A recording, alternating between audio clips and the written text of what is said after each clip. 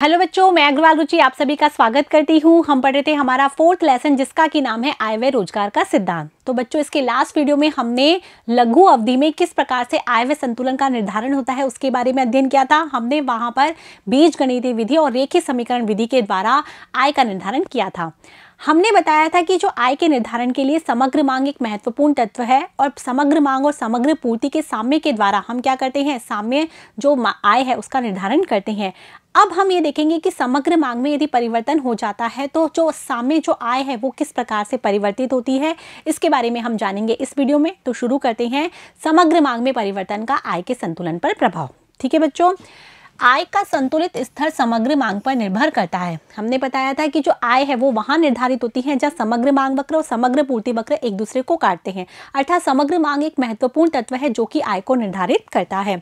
यदि समग्र मांग में परिवर्तन होता है तो आय का संतुलित स्तर भी क्या होगा, परिवर्तित हो जाएगा। समग्र मांग यदि परिवर्तित हो जाती है तो आय भी क्या होगी, परिवर्तित हो जाएगी। निम्नलिखित में से किसी एक अधिक परिस्थितियों में ऐसा हो सकता है। कैसे? यदि हम ये देखते हैं कि जो आय है वो दो चीज़ों पे निर्भर करती है, C प्लस आई। ठीक है, हम यहाँ कहते हैं जो एडी है, समग्र मांग है, वो C प्लस आई पर निर्भर करती है। तो या तो C में परिवर्तन हो जाए या I में परिवर्तन हो जाए। जो उपभोग फलन है उसका हमने फॉर्मूला लिखा था ये C प्लस सी वाई। तो हमने देखा था कि या तो क्या हो, इसमें परिवर्तन हो जाए, जो स्वायत्त उपभोग है उसमें परिवर्तन हो जाए तो उपभोग में परिवर्तन हो जाएगा। आ रहा है बच्चों समझ में? या फिर क्या हो, आय में परिवर्तन हो तब भी उपभोग में क्या हो जाएगा, परिवर्तन। तो इस प्रकार से उपभोग मांग यदि बदल जाएगी तो समग्र मांग बदल जाएगी। इसके अलावा जो निवेश मांग है वो बदल जाएगी तब भी क्या होगी, समग्र मांग बदल जाएगी। तो समग्र मांग इन दोनों स्थितियों में क्या हो सकती है, बदल सकती है।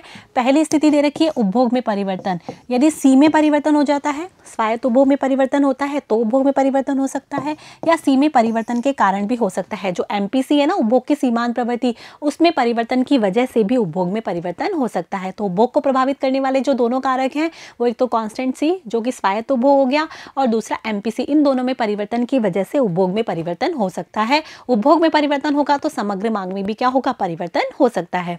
जो दूसरा कारण है वो हो सकता है निवेश में परिवर्तन। हमने यहाँ स्वायत्त निवेश लिया था। निवेश कैसा है, यहाँ पर स्वतंत्र है, आय से प्रभावित नहीं हो रहा। आय कितनी भी हो, निवेश का स्तर वही बना हुआ है। यद्यपि इसका अर्थ केवल इतना है कि ये आय के स्तर पर निर्भर नहीं करता। आय के अतिरिक्त भी ऐसे बहुत से चर हैं जिस पर कि निवेश क्या करता है, निर्भर करता है।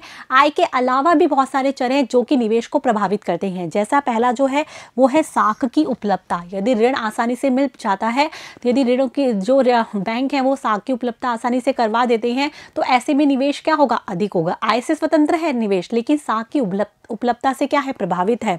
कि साख की जो आसान उपलब्धता है वो निवेश को क्या करती है, बल देती है। साख की मात्रा अधिक अच्छी तरह से उपलब्ध हो पाती है, अधिक मात्रा में उपलब्ध हो पाती है तो निवेश क्या होगा, अधिक होगा। तो साख अधिक होगी, उपलब्ध अधिक होगी तो निवेश अधिक होगा, तो इससे समग्र मांग भी क्या हो जाएगी, बढ़ जाएगी। आ रहा है बच्चों समझ में?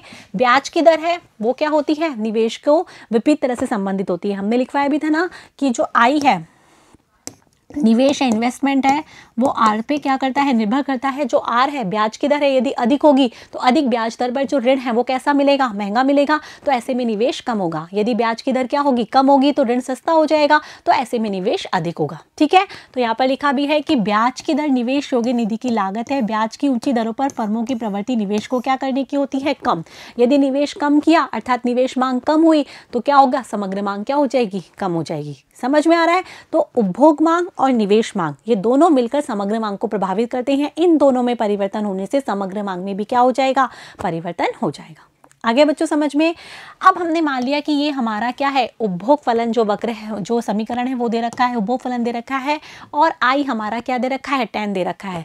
हम ये मानते हैं y बराबर होता है C प्लस आई। ठीक है, y बराबर C हमें दे रखा है 40 प्लस 0.8 y प्लस आई।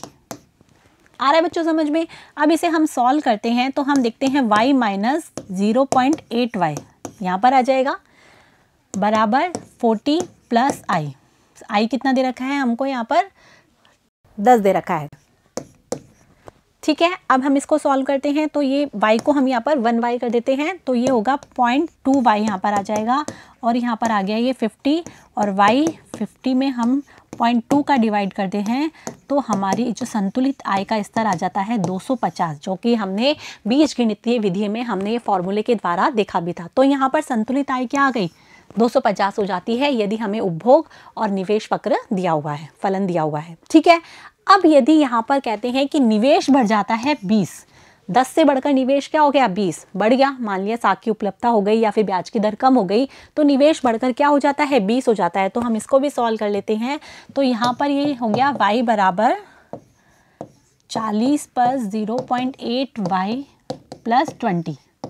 ठीक है, यहाँ पर y माइनस 0.8 y, इनका हम टोटल करते हैं तो 40 और 20 हो गए 60। यहाँ पर हमारा आया 0.2 y बराबर 60, y बराबर 60 में हम 0.2 का डिवाइड कर देते हैं तो यहाँ पर आ गई हमारी संतुलित आय 300। तो निवेश बढ़कर 20 हो गया तो संतुलित आय बढ़कर क्या हो जाती है हमारी 300 हो जाती है। मतलब निवेश मांग बढ़ने से हमारी जो समग्र मांग है, संतुलित आय है, वो भी क्या हो गई, प्रभावित हो गई। आय में ये वृद्धि निवेश में वृद्धि के कारण होती है, जो कि यहाँ स्वतंत्र व्यय का क्या अवयव है। जो आय में ये वृद्धि हुई है वो निवेश में वृद्धि के कारण हुई है, जो कि हमारी समग्र मांग का क्या है, वो अवयव है। आगे बच्चों समझ में, कहने का तात्पर्य है कि उपभोग मांग, निवेश मांग, इन दोनों में परिवर्तन होता है तो समग्र मांग में परिवर्तन होता है, समग्र मांग में परिवर्तन होता है तो आय है वो भी परिवर्तित हो जाती है। आगे बच्चों समझ में, स्वायत्त व्यय में प्रारंभिक वृद्धि से प्रतीत होता है कि समस्त मांग और निर्गत के संतुलन मूल्यों पर अधिप्लावन प्रभाव पड़ता है। जैसे कि हम ये मान लेते हैं, हमने वक्र बनाया था समग्र मांग का और समग्र पूर्ति का, तो ये हमारा समग्र पूर्ति वक्र है। यहाँ पर लिख लो AD एंड AS और यहाँ पर हम लिख लेते हैं Y। ठीक है, अब हम ये मान लेते हैं ये हमारा प्रारंभिक समग्र मांग वक्र है AD और ये हमारा स्वायत्त व्यय है, जिसमें हम निवेश, जो ये स्वायत्त व्यय है, इसमें हमने स्वायत्त उपभोग को भी मान लिया है और स्वायत्त निवेश को भी मान लिया है। दोनों हमारे यहाँ स्वायत्त व्यय है और इस प्रकार से ये हमारा समग्र मांग वक्र बन रहा है। यहाँ पर हमारा E संतुलन है और ये हमारी Y क्या हो रहा है, संतुलित आय का निर्धारण हो रहा है। आगे बच्चों समझ में, अब हम ये मान लेते हैं कि या उपभोग में परिवर्तन हो जाता है, उपभोग मांग में, या फिर हमें कहते हैं निवेश मांग में परिवर्तन हो जाता है। दोनों में इस परिवर्तन से जो समग्र मांग है वो बढ़ जाती है। तो समग्र मांग यदि बढ़ती है तो जो समग्र मांग वक्र है, जो कि AD है, जो C प्लस I से बना है। ठीक है, हमने अभी क्या करा, जो निवेश है उसको बढ़ाया है तो हम मान लेते हैं निवेश ही बढ़ जाता है। ठीक है, तो हम ये देखते हैं कि ये स्वायत्त जो व्यय है वो भी हमारा क्या हो गया, पहले A' ये था, अब ये भी हमारा बढ़ जाता है। ठीक है, समग्र मांग वक्र हमारा ऊपर की ओर खिसक जाता है और ये हमारा AD डैश आ जाता है, जिसे हम C प्लस I डैश के रूप में भी लिख सकते हैं, क्योंकि निवेश की मात्रा में क्या हुई है, वृद्धि हो रही है। यहाँ पर ये क्या हुआ है, बढ़ा है। समझ में आया। फिर इसके बाद जो हमारा E संतुलन है वो भी खिसक जाता है और E1 हो जाता है और जो I है वो क्या हो जाती है, हमारी Y से Y1 हो जाती है। आगे बच्चों समझ में, कहने का तात्पर्य है कि समग्र मांग में यदि परिवर्तन होता है, समग्र मांग यदि बढ़ जाती है तो ऐसे में जो संतुलित आय है वो भी बढ़ जाती है। जैसे कि हमने क्या देखा था, अभी हमने बीजगणितीय विधि से भी सॉल्व किया था कि यदि निवेश की मात्रा 20 बढ़ा दी जाती है, अर्थात समग्र मांग क्या हो गई है, बढ़ गई है, तो ऐसे में जो आय का संतुलित स्तर है वो भी 250 से कितना हो गया, 300 हो गया। तो यहाँ पर भी हम क्या देखते हैं, Y से Y1 हो जाता है। समग्र मांग यदि ऊपर की ओर प्रतिस्थापित हो जाती है, समग्र मांग बढ़ जाती है। कहने का तात्पर्य है समग्र मांग और समग्र पूर्ति दोनों के द्वारा हम संतुलित आय का निर्धारण करते हैं। समग्र मांग में यदि बदलाव होता है तो संतुलित आय में भी क्या होता है, बदलाव होता है। और वो कैसे होता है वो हमने यहाँ देख लिया। यदि हम समग्र मांग को कम करके देखते हैं तो क्या हो जाती है, संतुलित आय कम हो जाती है। आगे बच्चों समझ में, तो इस तरीके से हमने यहाँ पर जो समग्र मांग में परिवर्तन के द्वारा आय में जो परिवर्तन है उसको यहाँ पर देखा। आशा है कि आपको अच्छे से समझ में आ गया होगा। अब नेक्स्ट वीडियो में हम गुणक क्रिया विधि के बारे में डिटेल में जानेंगे।